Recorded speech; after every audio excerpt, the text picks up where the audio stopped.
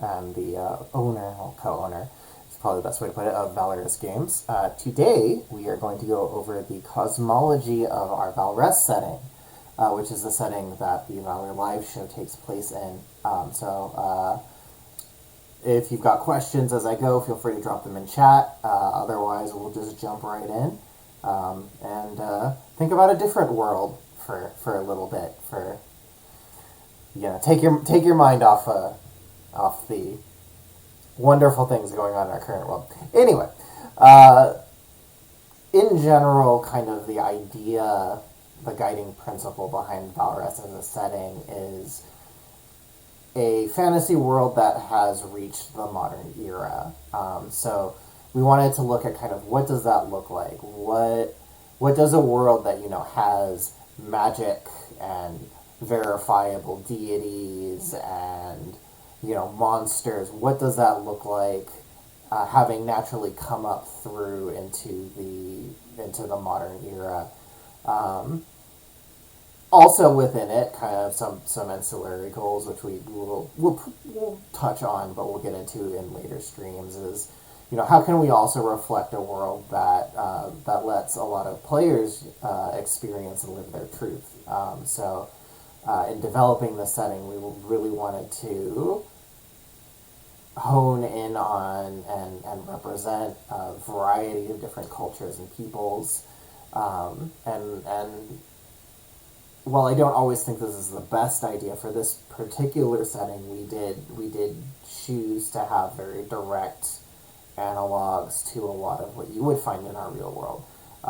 Since for this setting, it's very important for for people to really be able to directly see themselves in it, which I thought was a good approach for kind of our initial setting. So, all that in mind, cosmology of Valress. We've got our creation myth up here. It's not especially surprising. It's kind of the gods, or the great ones as we refer to them. They built up the world. They created the immortal species, who are your dragons, your fairies, Jinn. All of those beings were created to sort of steward and maintain the world in its state, and then the mortal genera, as we call them, who then are there to bring the world forward, to advance it, to in their shortened lifespans,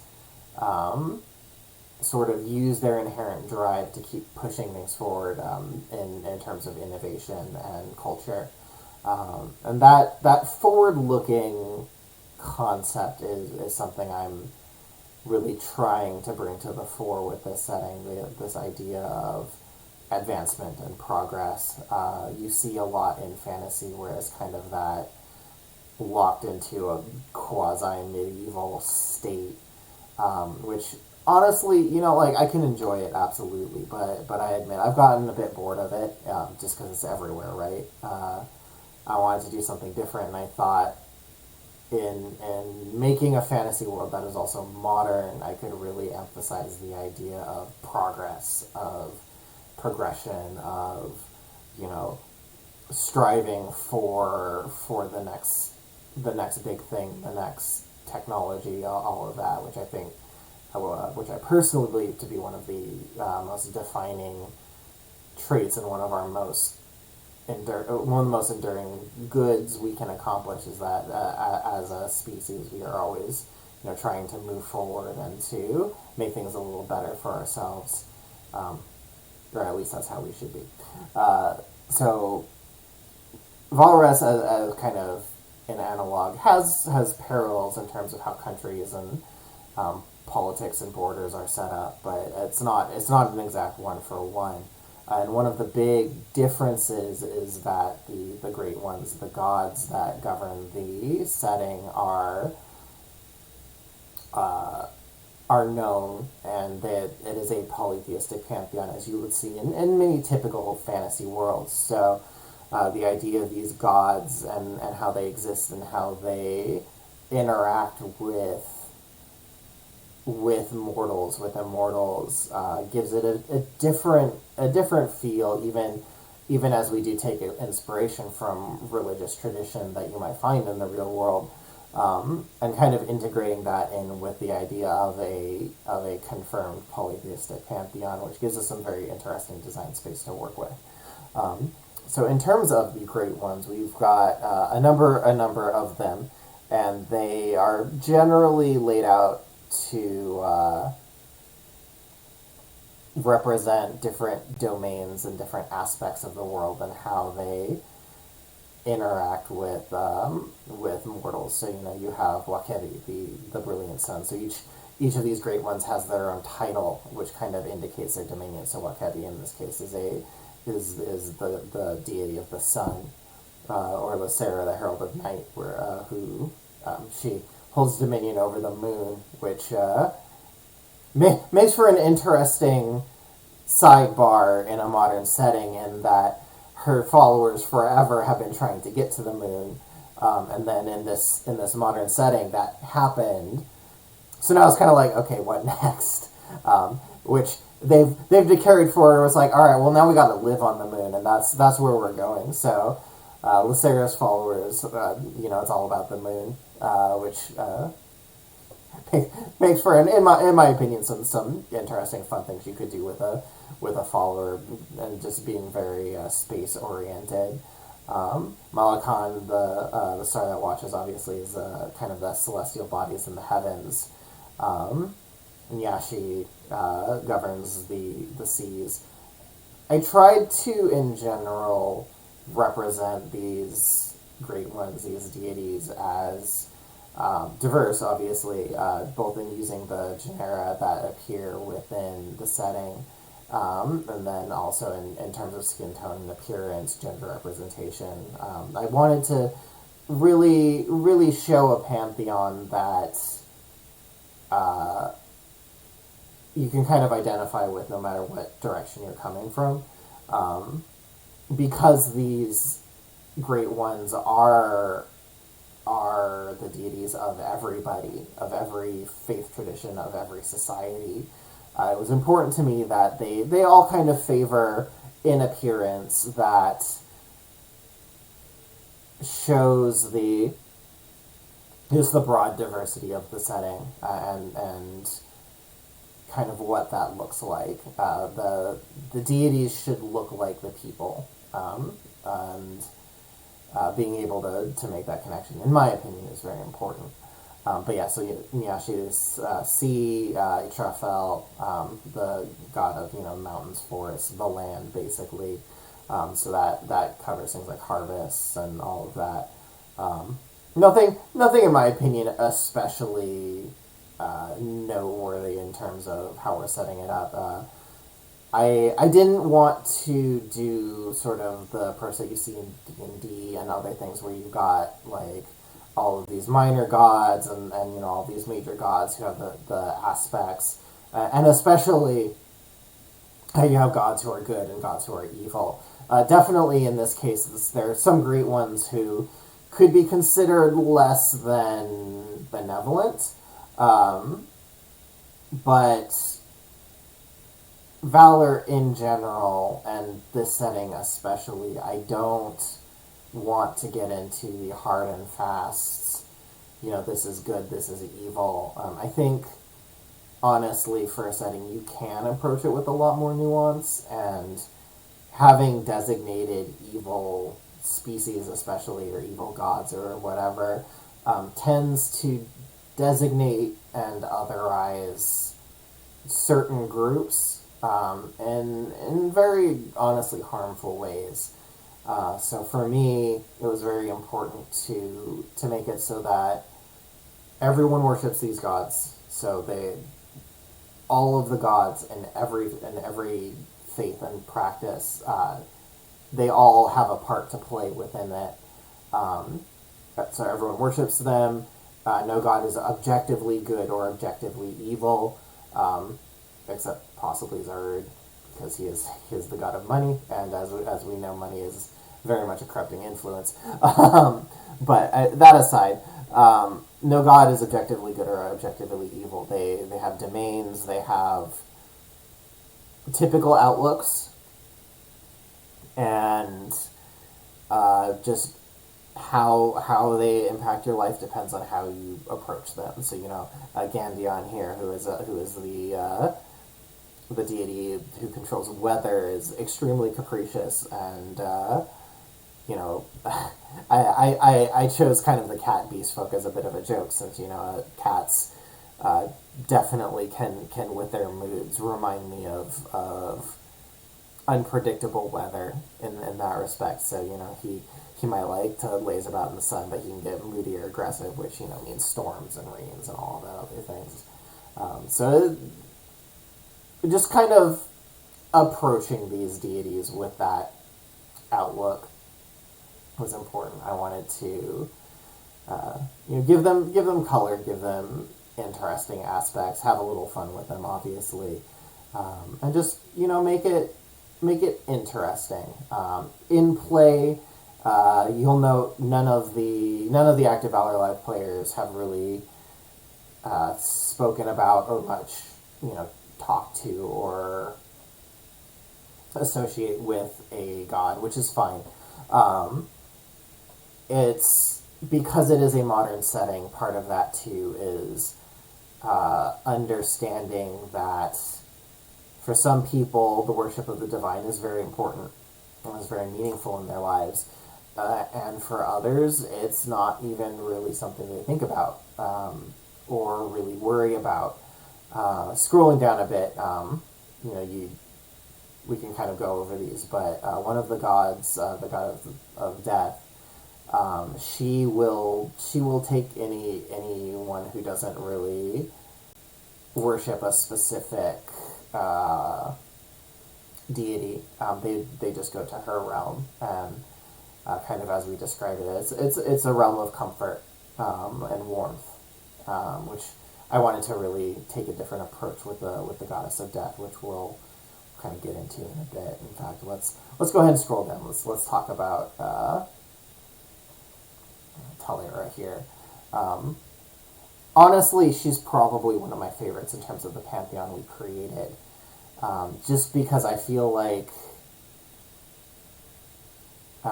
approach-wise, it goes against the grain, which I like to do whenever I can, but in an interesting way if I'm able, which is kind of the other part of that.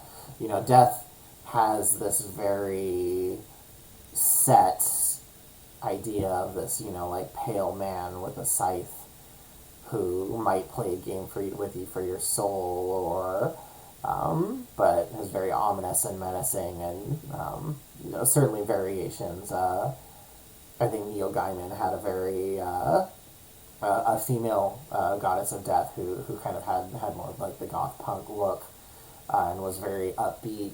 Or you've got the Death of Discworld, who has a lot of interesting things, and even stars in his own book series. For Talira, my goal was to kind of subvert that. I really, honestly, after thinking about it, it just kind of came to me that the idea of this ancient elven woman who is like wears sweaters and slippers and has like a tray of cookies. So like basically death is your grandma.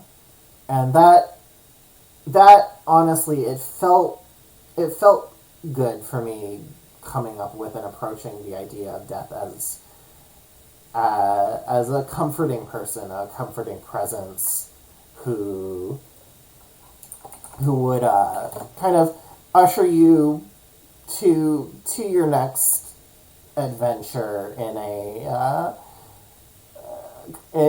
comfort and with like good food, and then whose followers they take that and they go out into the world and try to bring that comfort to those who survive. They want to ease grief. They want to make people feel better about where they are when they are confronted with this great loss, the loss of a family member, the loss of a friend. And I personally, for me, I find that to be a very comforting idea.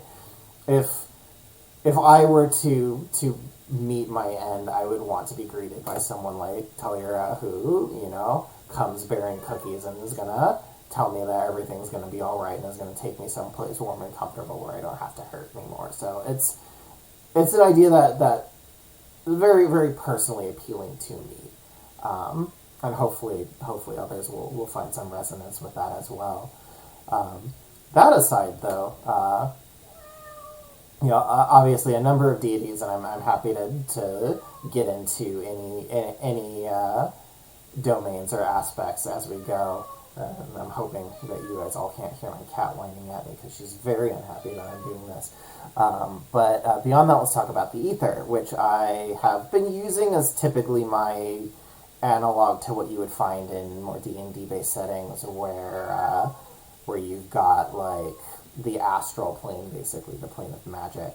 So I've been using the term ether for a while, and then I discovered when I started playing Final Fantasy XIV that, oh no, they did it too, but I'm committed, so this is what I'm using, and yeah, we're running with it. So the ether, in this case, is kind of the... Yes, there is a cat. Let me see.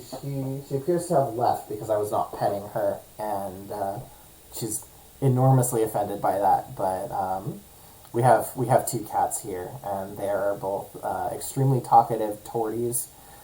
They're old ladies, and they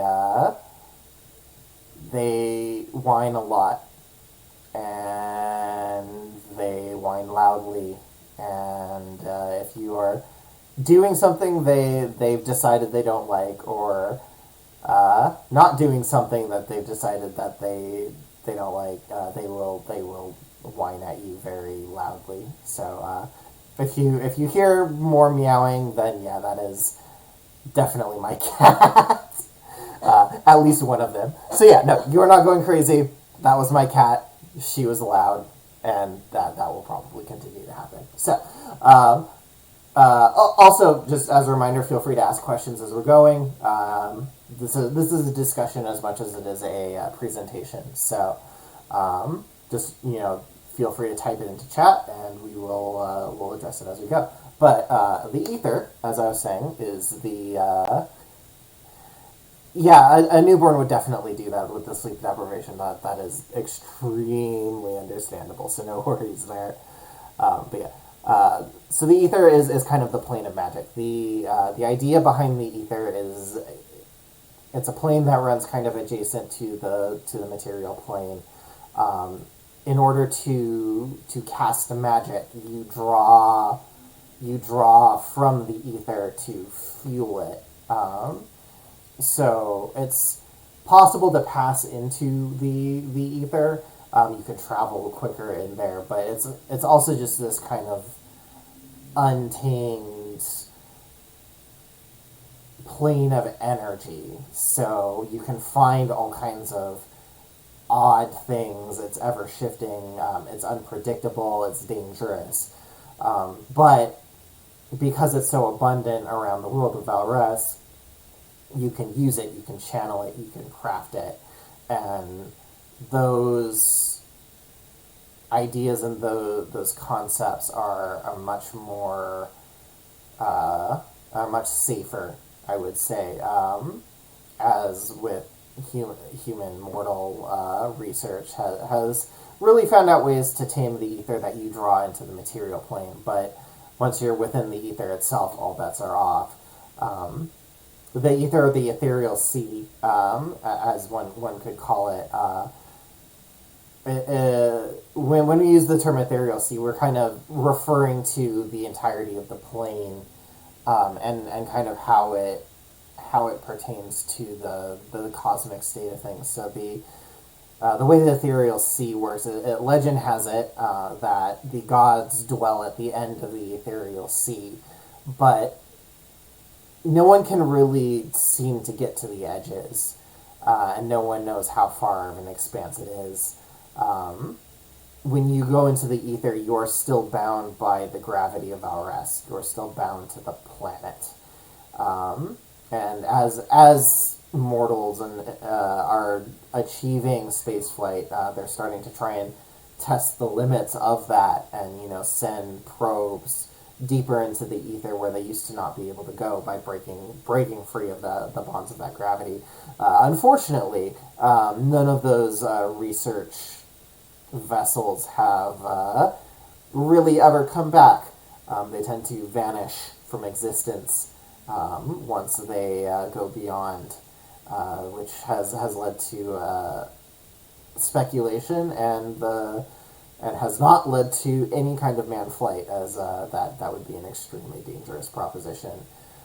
So the ethereal sea, it's there, it's vast. You can kind of see it if you're within the ether, but you can't really go out beyond it. And mortals and immortals both do not seem to be able to reach the plane of the gods, at least for now. But with that in mind, now is the time we can talk magic. So magic, the act of using magic, opening a conduit to the ether, drawing the essence into the material plane, and then casting a spell with it. In kind of the design, the way I wanted to set up magic in this setting, I know in a number of fantasy settings, magic kind of replaces technology. Magic is just this unlimited resource that you can do pretty much whatever you want with. And that was something I really wanted to avoid. Typically in more anime-based settings, of which Valor is absolutely working to emulate, and of which Valress is also striving to emulate. Like, we are basically an anime style world, and that's something I really wanted to bring to the fore. And in anime, magic isn't able to do everything. Like, even in settings like Record of Lotus Wars or The Slayers, magic has limitations, magic has applications, but it's not the be-all, end-all. Whereas if you look at, especially in like D&D and with like the high-level spell list, where you can just like pull banquets out of thin air, or completely cure a disease, even at low levels, like that, D&D is enormously powerful in its approach to magic, and that's, in my eyes, I feel like either you got to kind of ignore that aspect when you're building your setting, if you're working with that uninhibited of a magic system, or you got to kind of like ignore it to do what you want to do with it, and that's not really a good solution for me. So that was a big thing I wanted to avoid when I was doing this. So yeah, the idea of magic, it can do a lot.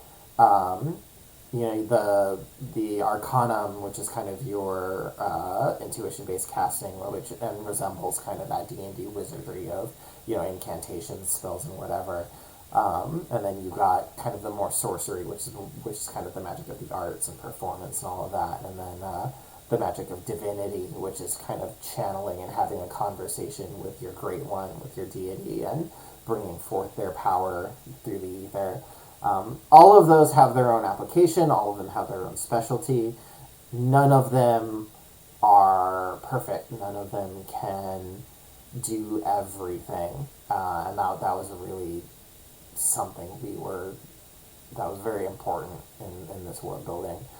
So why use magic over technology? There are certainly reasons, and part of that magic system too is explaining why technology and magic can coexist. So one of the big ideas or concepts behind the application and use of magic is magic can be used to enchant, to create permanent effects, to make magical items, but the complexity of the item directly correlates to the difficulty it is to make that enchanted item. So if you wanted to craft a flying machine, for example, that's potentially a lot of parts.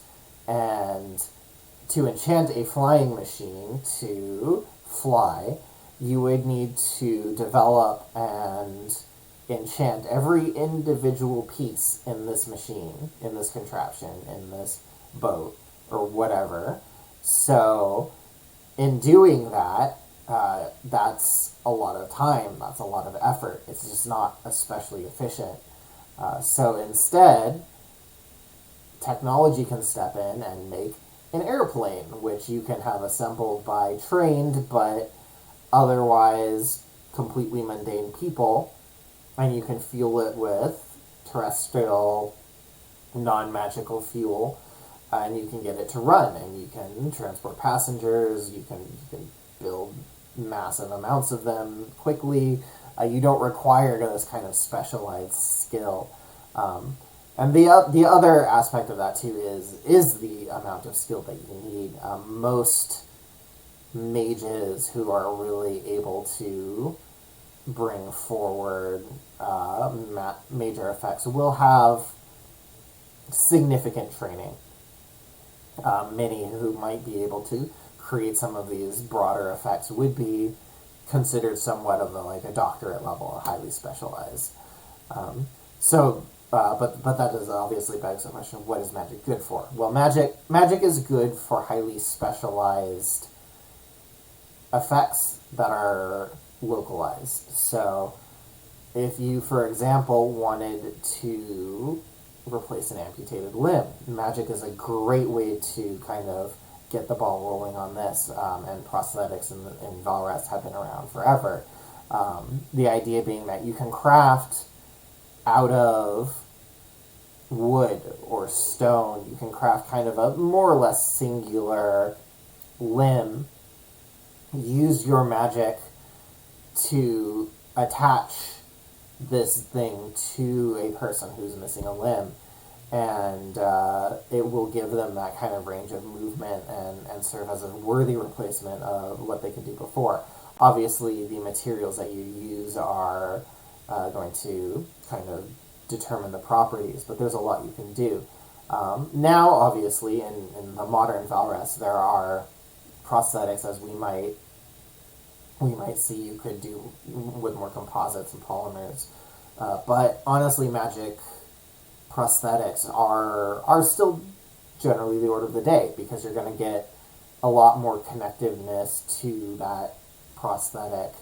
You're going to have more control, since the magic that binds it to you will link it directly to your mind. So it will be as if it were another limb. So materials that they use might be better, but because it's such a specialized operation, that isn't honestly required broadly. Many people will lose a limb, and many people will need them replaced, but it's not like something a vast majority of your populace is coming in to get. That is an area in which magic really excels. So, general rule: technology, if it needs to be broadly available, if it needs to be mass manufactured, technology is generally the way to go. If you're trying to do something very specific, if you're trying to do something very specialized, if you're trying to create an effect that, if it's to be replicated, it doesn't need to be replicated all over. It just needs to work in certain controlled circumstances. Magic is great for that kind of function. So you can kind of see that nice dichotomy of how the two systems kind of work together and complement each other, which is really what we were going for.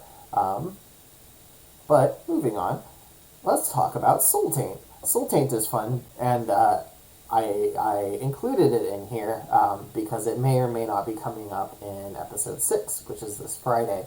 But the idea of Soul Taint is the idea that if you bring evil into the world, you will mark yourself, and that stain will kind of bring you closer to a demonic hypothesis. When I say soul taint and evil, I mean like evil. The idea is everyone's gonna screw up, everyone's gonna make mistakes, everyone's going to intentionally or unintentionally hurt other people. lash out in fits of rage, get in a stupid fight with your sibling over a toy or something. Like nothing like that is not what we're talking about when we're talking about evil that will drive soul taint. For your soul to become tainted in this setting, you need to intentionally and willfully harm, maim, enslave, or kill for your own benefit is kind of how it works. So if it's something that you very much should know better than, and it's just, if you hurt people and you hurt lots of people and you hurt them for your own selfishness, then your soul will start to become tainted. The idea is, if a soul is exceptionally tainted, when that person dies, because their soul is just so consumed, either they will be eaten by the demons, and serve as kind of fuel for their growth, or for the especially wicked. Excuse me. It's been a long weekend. It's only Wednesday, so I apologize for that. Or in like the worst cases, they will themselves transform into a demon. We'll get into demons in a minute, but as you might guess, being a demon or turning into a demon or even feeding a demon is a very bad thing. Soul taint, very dangerous. It's not necessarily, however, a permanent stain, and this is something I wanted to emphasize and really bring forward in the in sort of my personal ideas of how justice and redemption and how I approach it. The idea being that if someone realizes that they have kind of tainted their soul, they can try to repent. And repentance is action. So you need to do good, and you need to do a lot of good. You need to make amends. You need to go above and beyond to do that, and you need to do a lot of it. The idea being basically, if someone has committed great evil in the world, but in the process have realized that what they were doing, and kind of come back to their senses, in order to save their own soul, they must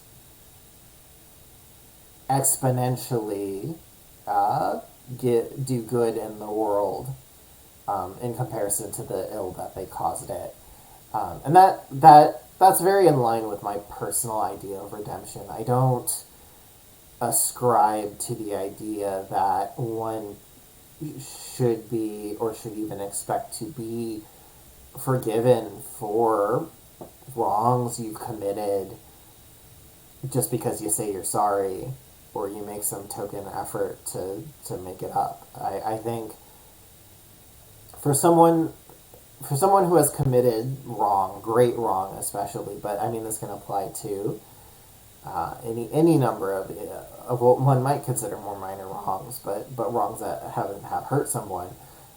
It's not enough to just say you're sorry. You have to work at it. You have to make the effort and show and prove that you understand what you did, and you have taken action to, one, make sure that you're not going to do that again, and make up for it. So that's how soul taint is cleansed. Is you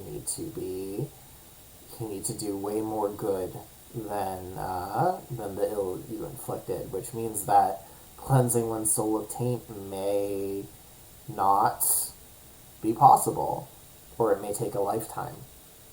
And if it's not possible, there is another end for you, and it's not a very happy one. There is an organization within the setting known as the Purifiers, who have sacred blades empowered by the gods, by the great ones. I'll change that language because I should just say the power of the great ones. Which, if they kill you and you are tainted, they will just annihilate your soul with these blades. So the taint is cleansed, and you cease to exist. You as a consciousness, you as a person, are just kind of torn apart, and you go back to the ether and scraps, and your being is no more. Purifiers, which again included because it may or may not come up in our next episode. Purifiers are kind of my take on the classic paladin. I find the paladin as it exists in D&D to have issues, we'll say. One, in that the way D&D treats evil and how broad that range is, you get a lot of paladins who just walk around, detect evil, and they just kill everyone who scans evil, and that is, in my eyes, in and of itself, evil. You can't just go around murdering someone because they show up red on your magic site. That's not how this is supposed to work. And beyond that, I don't want to glorify that concept. For me, I acknowledge, and this is kind of as it pertains to these purifiers, but also kind of in my outlook in general. I absolutely acknowledge that there are some people who, bringing their life to an end is probably in service of the greater good, and that's probably what needs to happen. But I don't want to present this as necessarily a good thing. And purifiers are kind of how I approach that. A purifier understands, ideally, hopefully, that what they do is that they are assassins. They find people and they kill them. But what they do out of necessity, and I wanted to generally reflect that weight in the decisions and how it is. And purifiers, like paladins, do have the ability to kind of perceive the soul taint on an individual. So in that respect, yes, they do have the potential of kind of being like the paladin with the scry and kill. The way I'm trying to set this apart, of course, is that I don't want purifiers as presented to be this force of shining righteousness and coded and like these guys are the good guys, these are the paragons of virtue that we all should strive to be. Purifiers are assassins. That's what they are. They aren't necessarily much known in major society. They have a tendency to kill some high-profile targets just due to the nature of our world and what people who have lots of resources can often do. And whenever that happens, obviously it causes a big stink in the media. But they're not heroes. They're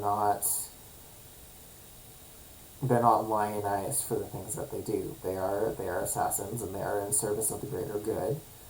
But at the end of the day, they are destroying a consciousness. They are ending a person and ending that person's existence, and that's not an idea, especially in Valress and in Valor, where death, if death comes for you, it's typically of your own volition. We very intentionally set up the way the health system works and how dying works in Valor, where you have to be negative your full health to die, and getting to that point is likely going to be you healing yourself with overdrives just to keep going, and so it's kind of a subconscious choice that you make to have your character die as opposed to an accident. So in that, I want to treat death seriously, the way I set this up is I wanted to make sure that if you are looking to play a purified campaign, which would probably be a high level campaign to begin with, there's some thought there. It's not just, oh, you guys are the virtuous ones, go slay the wicked. There's more to it than that, and I don't.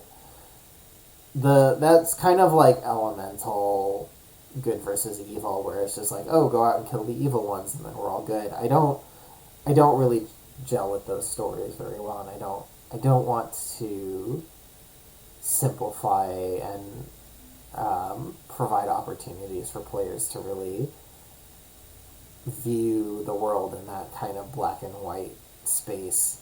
In my eyes, it's very dangerous for anything really to just see things in these absolute good and evil, wicked and righteous, deserve to live, do not deserve to live. So, Sultan, that's a lot of the sort of philosophy that goes into that design. Look forward to episode 6 of Valor Live, where we will get into that in more detail.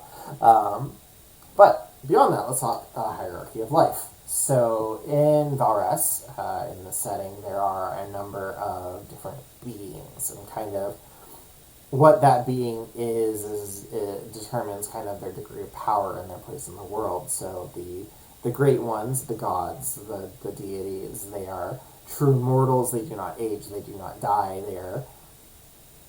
They are the ones who created and brought forth life within the world. So they are they're the head honchos, and most of your dealings with the great ones will be fairly limited.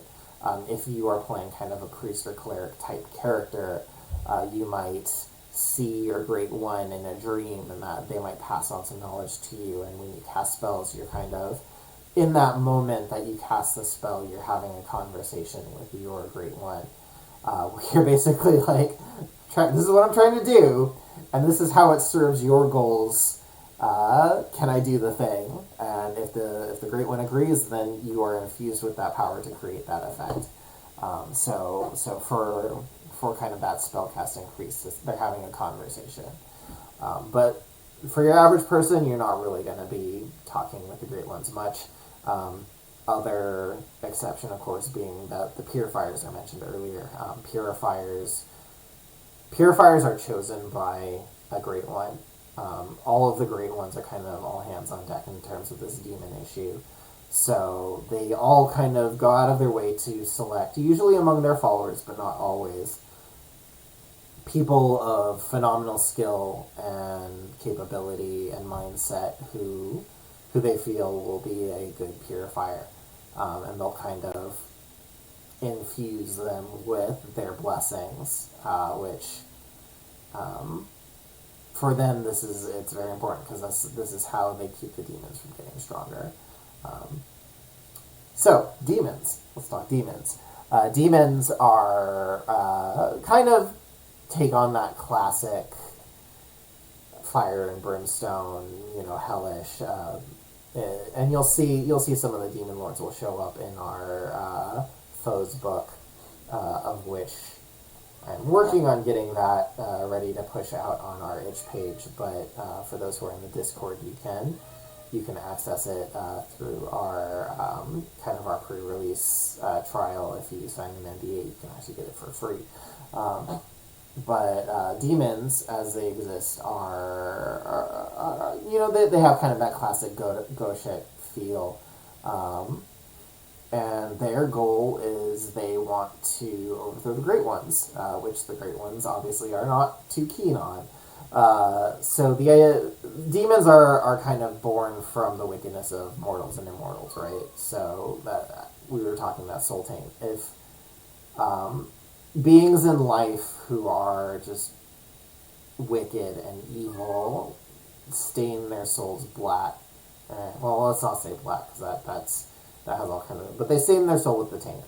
You could do other fun things with that phrasing, but I think that will suffice for now.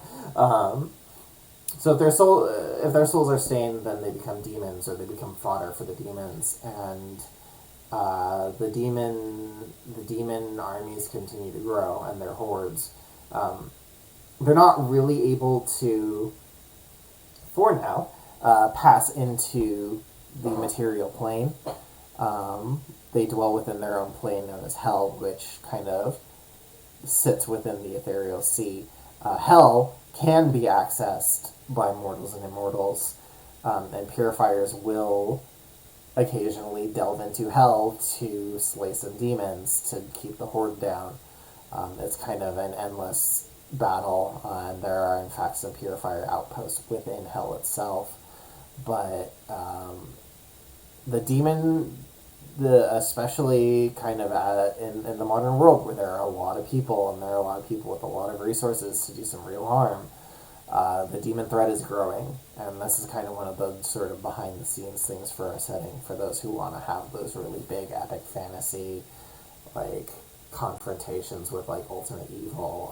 That's kind of where you go in the setting for that. But below demons are the archons. Archons are angels functionally, servants of the Great Ones, existent to fulfill their orders and their will. My approach to archons is a bit different. They're not themselves sentient. They are functionally a highly sophisticated AI. So each Great One has their own collection of archons. Most mortals and immortals aren't ever going to see one, but they can be used. Often they're fielded against demons, but they can show up sometimes if the Great One has orders or duties or things that they need to see fulfilled on the material plane. But yeah, they're AI functionally. They will respond to orders. You can kind of program them to do whatever you need them to do, but they are not thinking beings in their own right. And they're also extremely durable, very hard to kill, fairly simple to reconstitute, and unless you somehow figure out a way to destroy them utterly. Excuse me again. long week, as I said. But in general, you're probably not going to encounter an Archon, and if you do, it's probably there to tell you to do something, and it would behoove you to listen. But moving on, so Immortals. And Valor Live, we have seen our first Immortal, and we'll be seeing a second one in episode 6 with our guest players. So Faye, for example, are Immortals. Luminous Grove was herself an Immortal, and then I don't know how to pronounce Joe's character's name, so he'll have to give me that pronunciation later. But Proboscis, I believe, is the at least from my read, that's what I think it is. He too is a Fae. He's unseelie as opposed to Luminous Grove's seelie, and they are but one of the immortal species that exist in this setting. So you've got the dragons, obviously, who kind of stand above, which with Immortal Wind, who's shown up in Valor Live. They're kind of the greatest even among the immortals, and dragons themselves are very much bound to certain domains and territories. So Immortal Wind, for example, is a sky dragon, so their domain is the sky. In appearance, they're kind of based off of the coatl, and they soar through the skies and they sleep on the clouds. Whereas like a forest dragon is kind of closer to your traditional European expression of a dragon. And they even breathe fire, since, being a forest dragon, one of their duties is controlling the undergrowth and all of that. I tried to be very creative with the different species of dragons. Honestly, I had a lot of fun designing them, just because I was able to draw on some like Eastern mythology, where you have like the river dragons, for example, which I very much drew on the design of Haku from Spirited Away, kind of that smaller serpentine dragon. Dragons kind of like the guardians of nature, the most powerful of the immortals. Oh my god, cat. I apologize, she's very loud. But immortals aside, or rather dragons aside, immortal can also be like the Jinn or the Kitsune or the merfolk, kind of those mystical beings that you see in folklore, Rakshasa, for another one, or like the Devas. Those are all immortals, and kind of what those categories encompass is those great, powerful, intelligent beings. Immortals in this setting do not actually live forever, despite their title. They only live to be about 300 years old, which is about 3 times that of a normal mortal. But they kind of keep that on the down low. They're fine with most mortals assuming that they live forever and that they're thousands of years old, because that gains them additional status and deference. Um, but those in the know understand that immortals are just exceptionally long-lived and powerful. They are not truly immortal. Um, but moving on, then you come down to the ether spirits, and this is part of why the ether is so dangerous. Um, the raw power of the ether can, just by sort of drawing on and imprinting kind of the minds of the people around it. Consciousnesses develop all the time within the ether. Um, so an ether spirit is a being that has kind of gained its own sense of self and its own consciousness, and they exist. They can potentially possess an object or even a recently deceased body. Um, and they carry with them a strong kind of magical presence, where if they enter a physical object, they will alter it. They will kind of enhance it with their own power. Either spirits they can definitely develop their own personalities and become pretty much like any other person, but just by nature of what they are, they're, especially at first, very impressionable, kind of like childlike. In some cases, they can be considered more of like a blank slate, where they'll just absorb everything. But typically, just kind of depending on the ether spirit, they'll turn out any number of ways, and that will be due to a combination of factors from their who they interact with, what kind of things they hear and say. Again, like a kid, like they'll absorb everything, but you can't really control what they're going to take away from that. Just know that ether spirit, just like a child, is taking in absolutely everything you say and do, and that is going to have some kind of an impact on them, and it may not be the kind of impact you want it to be. So be careful.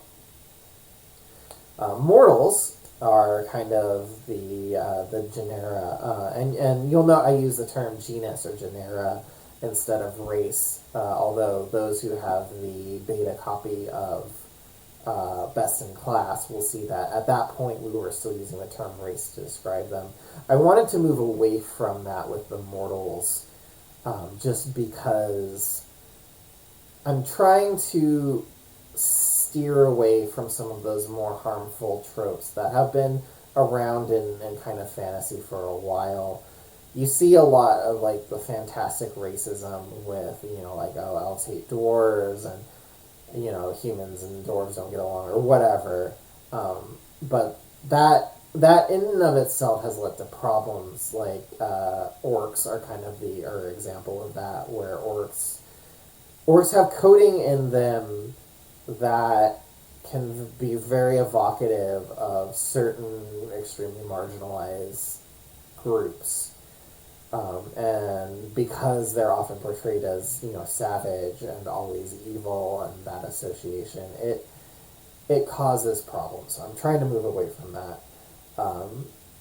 The mortal genera are varied. You have humans, elves, dwarves, bespoke, and ogre.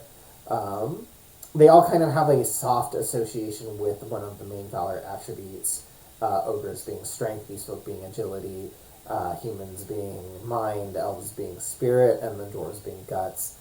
But they don't have any stat basis on this. Just there are some societal expectations built around it, which because of that and because of how the cultures kind of divided up the labor among the different genera who all have coexisted in every culture since culture existed at all. It leads to some preconceived notions, which probably I would say strikes a bit closer to gender roles than it does more classic race as it's understood. Also, too, and this is a recent addition, but one I rather liked, the idea that just because they can intermarry and intermix, basically everyone has at this point, considering how long societies have been intermixed and mingled, you've got a bit of everything in you. So depending on the kind of kid you have, yeah, typically it'll reflect what the parents are, but like if an ogre and a human, marry, you'll probably get kind of like a bit of a half and half thing. But you might get a beast folk, or you might get an elf, just because everyone has that in them. It's kind of unexpected what's going to come out, which again brings it kind of closer to that gender interpretation as opposed to more of a race thing. But moving on, Mageborn, also something that we may be talking about more in depth on episode 6. Mageborn are highly illegal beings created from basically altered mortals. So this takes a lot of inspiration from the Chimera and Full Metal Alchemist, which we've already kind of dipped into in Valor Live with the actual Chimera that showed up, but this is more along the human transmutation lines, and it has a lot of that same kind of horror and abomination or horrific behavior attached to it. Like creating a Mageborn is evil. You are taking away someone's will. You are altering their bodies. It highly illegal, still happens, really reflective of a lot of kind of the cruelty that you can see in how some people deal with some people, and bringing that forward and with the acknowledgement of the existence of magic. Mageborn encompass a number of kind of classic.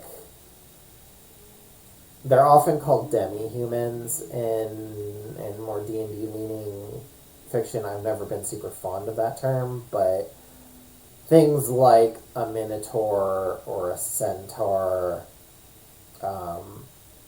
that kind of a creature would be under the Mageborn label in this setting.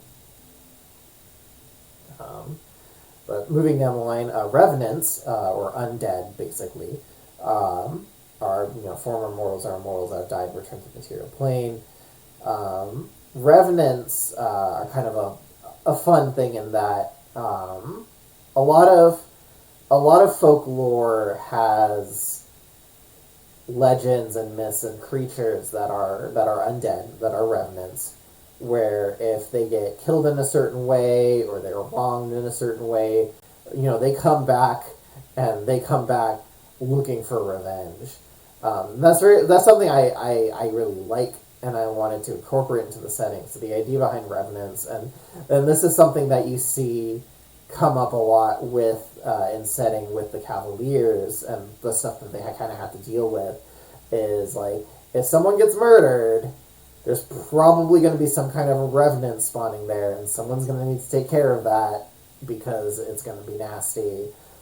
Just because that's like those evil and violent acts leave marks, and the ambient magic around it kind of amplifies that wrong and creates this kind of self-perpetuating cycle of even more harm.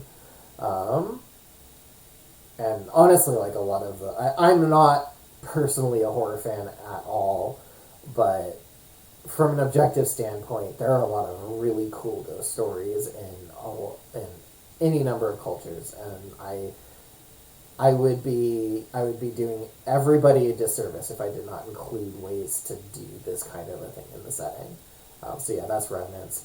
One of my more personal favorite details too is among the most common of Revenant are the vampires, and they kind of exist within society themselves and have sort of carved out their own niche. Vampires claim that they are immortals. They are very much not. They are revenants, but because they are sentient immortal, or not sentient, sentient revenants who retain pretty much all of their prior personality, they've kind of carved out their own niche, and part of that is getting a very good PR department. So, the vampires are very touchy about what you call them. And then liches, of course, classic enemy, kind of in the D&D space and beyond. You can't really have a fantasy setting without having some way to represent that wizard who has become undead in search of greater power and is just this enormously dangerous obstacle that players are going to have to overcome. Moving down the line, you've got the vessels. We're at about time, but I'm just going to finish this up. And of course, I'll answer any questions afterwards. Either I'm not committed to the full hour time, but typically these streams should last about an hour. But yeah, so you've got your vessels then. Vessels being kind of that man-made constructs, your golems basically, imbued with some form of magical sentience. And then ether spirits being bound to them to give them life. Or occasionally and extremely illegally, a dead spirit, if you can kind of capture it before it returns to the ethereal sea, you could potentially bind someone who has just died into a vessel. They've got a lot of advantages as a construct. They're very difficult to kill, or damage or destroy, however you want to put it. But if the spirit you bound to it does not like you, then you have made a mistake. So yeah, it's very much a kind of a crapshoot as to how this is going to go. But there are people who specialize in it, and in fact, in Best in Class, the main professor, she is a specialist in golem construction, and you will encounter a number of her golems throughout your training in the Best in Class adventure, and she's very good at it. So she's able to pick the right spirits and do so in a manner in which the golems are safe and generally amenable, and you can work with them. So that's her specialty. Monsters, kind of getting down to the bottom of the list here, are monsters, really. Creatures of legend, so your griffins, your hippogriffs, your wyverns, all of that kind of falls under the blanket of monster. In general, in this setting, a monster is functionally a strong animal. So they're less likely to be tameable. Domestication with monsters happens, but it's not as common because their temperament and their natural abilities, it's not always the best of ideas. But you'll see some, like a Pegasus, for example, might be pretty commonly domesticated, since they are horses with wings, so they are very convenient modes of transportation, and they're pretty tameable. They're a creature that a mortal would work really well with. Something like a manticore, you might have a bit more trouble, since it's a giant lion bat thing with a poison stinger for a tail that is made of hate and murder. But monsters themselves, though, they're animals in mentality. They're stronger animals, but they're animals. And then, of course, at the bottom is just the regular animals, since you can, of course, find cows and dogs and sheep and all of that other fun thing in the setting. But yeah, so that's kind of an overview of the cosmology. I'll continue to delve more into this setting as we go. I'm not sure that I'm going to put this up on itch.io right away. I want to kind of beef it up a bit more before I send it out there. But we'll continue to go over the campaign setting in these streams. Next time, however, normally the patrons we do have on our Patreon, they will vote on sort of what content they want to see next, and we'll take submissions from some of our higher tiered patrons. Based on the patrons we currently have, only one person has that access to submit a topic.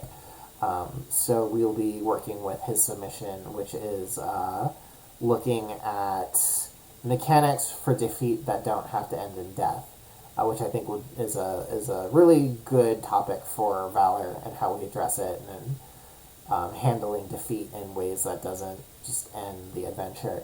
I don't know that that's going to take up the full hour, so I may do some additional setting talk if time permits. But otherwise, unless there are any setting questions, I'll give a few moments for the chat if you guys want to put anything in there. But yeah, unless there's any other setting questions, I think we will sign off for tonight. And next time we will be back to our normally scheduled stream, so it'll be on Tuesday, not Wednesday. But yeah, we'll go over kind of alternate defeat mechanics and possibly some more setting stuff. So I hope you all look forward to that, and we'll see you next time. Thank you.